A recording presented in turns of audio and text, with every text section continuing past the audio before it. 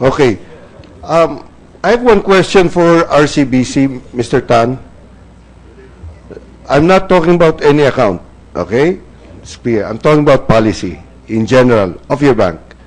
Does your bank have levels of authority when it comes to withdrawals in branches?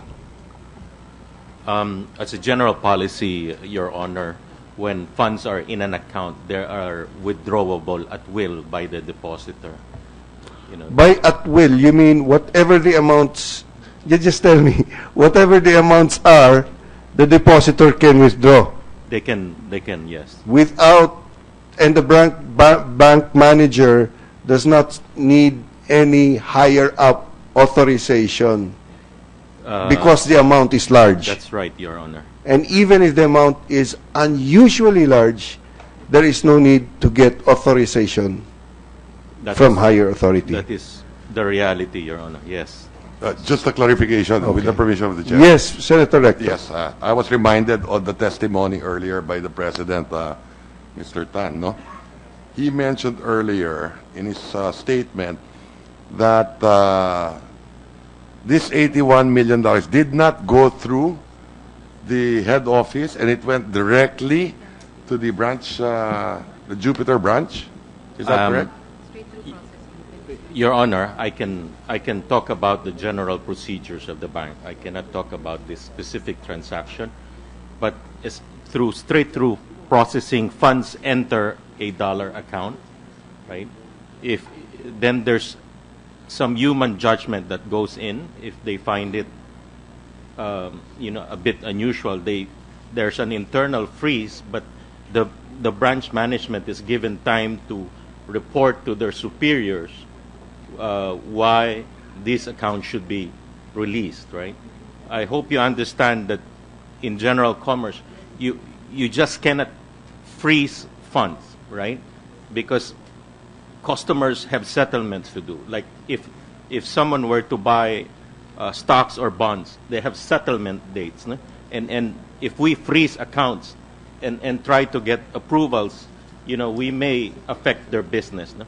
The way it's done in global banks today, they now buy cognitive systems or artificial intelligence that looks at average transactions of clients. Because if you place a limit, the tendency is to go below the limit. If you remember when AMLA was introduced, the limit was $10,000. So the money launderers were remitting $9,999 20 times, right? And so banks had to introduce computer programs to look at unusual activities, common addresses, going below the limits. If we were to introduce limits, they will just go below that so that it's not in the radar No, screen. I understand that. The question is, you had an opening statement earlier, and if I remember correctly, because I took down some notes, you mentioned something to the effect that these funds did not go through Treasury, did not go through the head office. It went straight to the branch, Jupiter branch. And that the import of which is that the discretion now was with the branch manager. I believe my statement, Your Honor, Yes. the funds went to a dollar account. In general, no? I'm sorry, I cannot speak about this specific transaction, right? But I think you did in your opening statement earlier. No, he did not. No, I did not, Your Honor. Okay. I'm sorry. But okay, in practice, procedurally, Right. something of this magnitude from the U.S., from this corresponding Wells Fargo, because this money came from an intermediary bank, Wells Fargo, New York, Bank of New York, Mellon, Wells Fargo, New York, Citibank. Okay?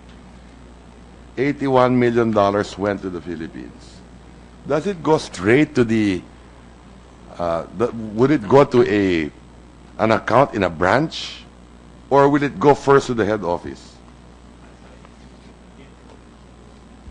Again, hypothetically. Yes, hypothetically, Okay. Your Honor, while you're sleeping, if you have a dollar account, Okay. money will go into your account. The Okay. bank has no right to debit your account. The bank can only freeze it if they have a court order.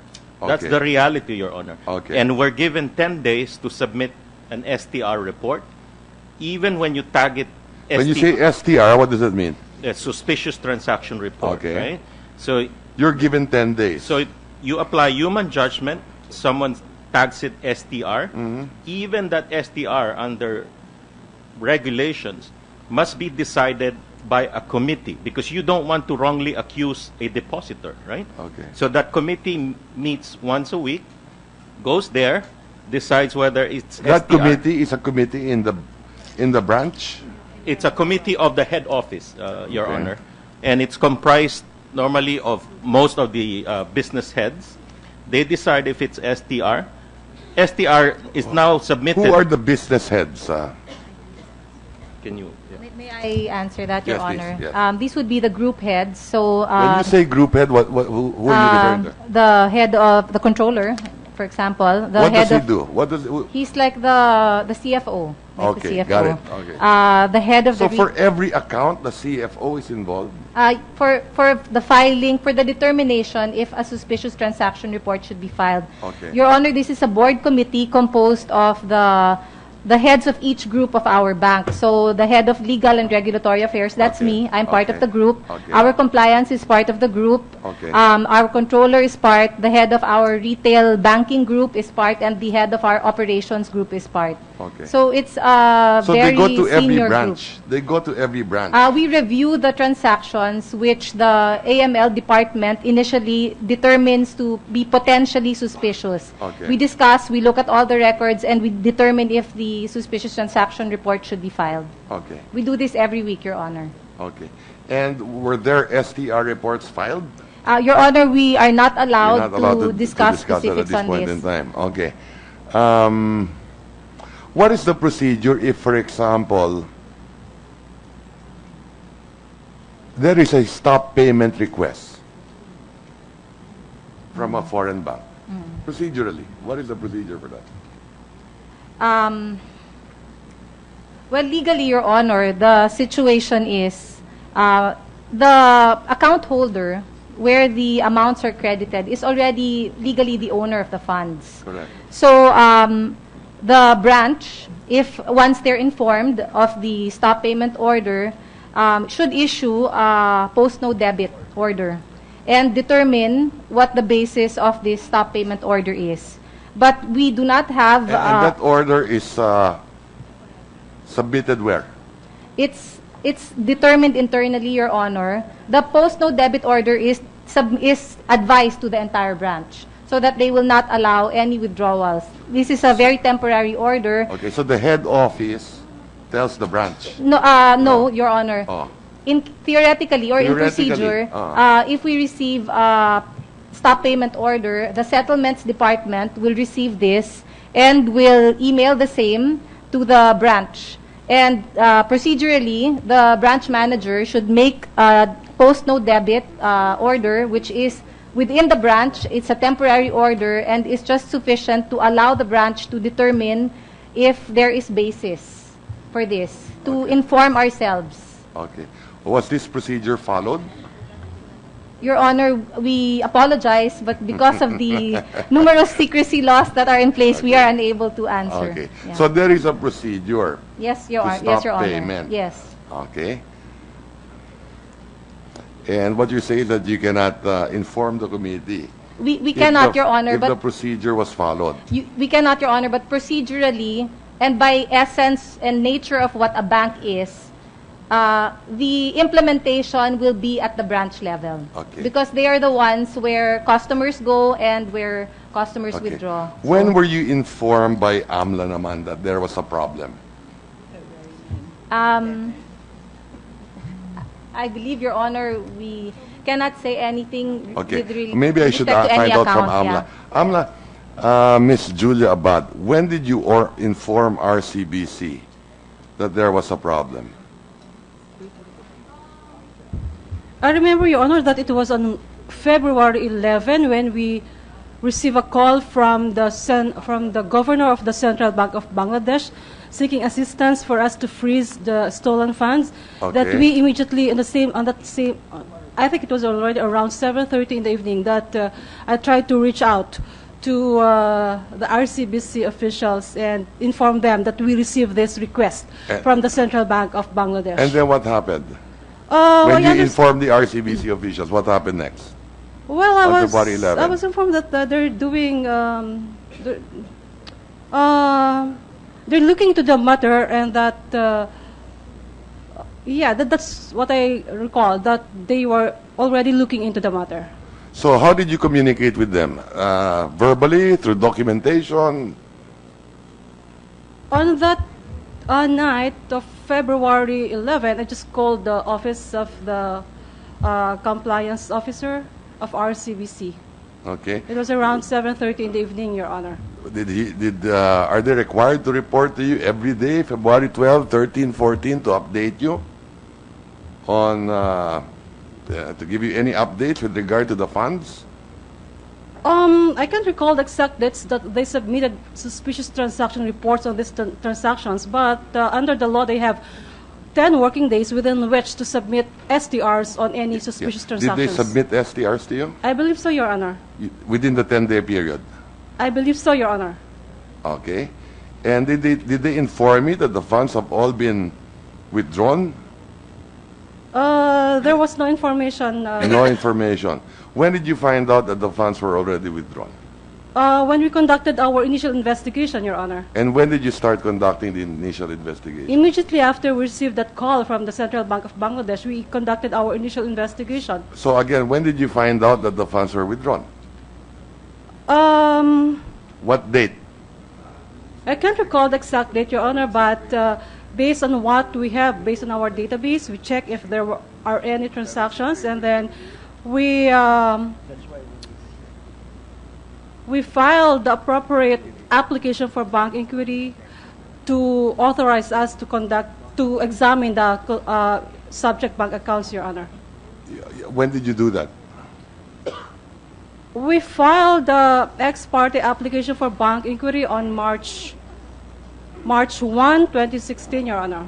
So medyo delayed na. Because we had to conduct an initial investigation, Your Honor. When we file an application for bank inquiry, we have to support our application for bank inquiry to convince the court that indeed the subject bank accounts are related to an unlawful activity. And we cannot just put there in the petition or in the application bare allegations. We have to support this with evidence. That's why there's a need precisely, to I'm conduct. getting into this, no? Is there anything that Congress can do para next time mas mabilis yung galaw ng AMLA, for example, in such a situation? Kasi March 1 na sinabihan kayo February 11 by a counterpart central bank. Di ba? Because Bank of Bangladesh. yes, Your Honor. We also So- have to follow some procedure, Your Honor.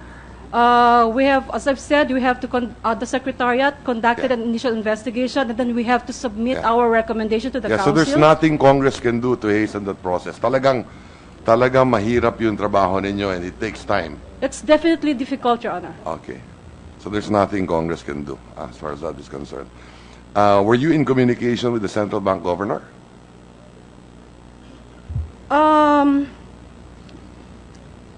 After we received that call on February 11, Your Honor, on February 16, the Central Bank of Bangladesh sent 2 officials to our office, and they provided us with the pertinent documents in relation to the transaction, Your Honor. Okay. Has the FBI been in touch with the AMLA?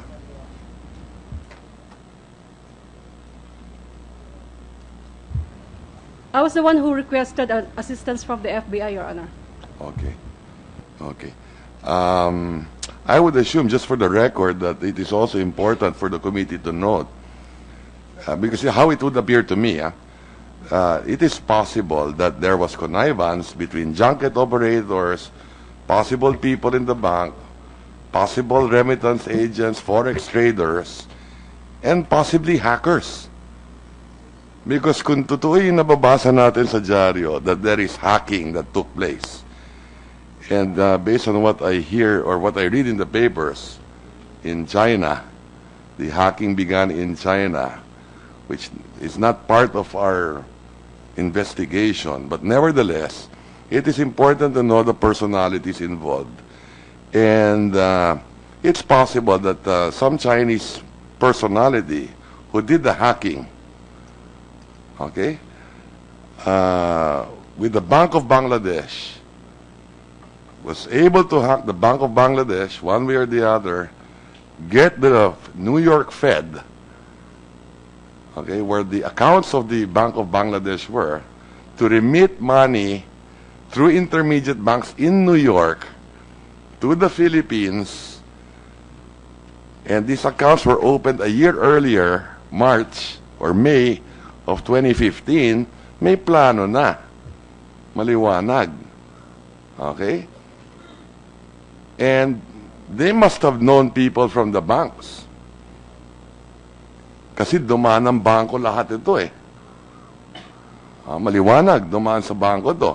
That cannot be denied here. We all agree with that. It went through the banking system. Okay? Accounts were opened. Okay? And then there are possible junket operators who probably know these Chinese personalities. Who are these hackers? I think that's something important also for the committee to determine. Maybe later, that's why I think it's important to listen to the testimony of Ms. De Guito, also in executive session. Kung nakilala niya, ito yung mga 4 na taon nagbukas ng account na to na hindi natin mahanap. And this person na Wei Kang Shu, apparently there must be immigration records. There are photographs. The money went to his account. Tingnan natin, pumasok sa 4 na account. Una, pumasok lahat sa RCBC. There are 4 accounts in RCBC. Dapat meron know your client rule. Okay? And then it found its way to a William Go account. Okay? And then it found its way to PhilRem. Then it found its way back to RCBC for the foreign exchange transaction. When did that happen, right? Okay. When did that happen? Amla, do you know when that happened? Kailan binalik ng PhilRem para ipalit yung pera sa piso? It went back to PhilRem.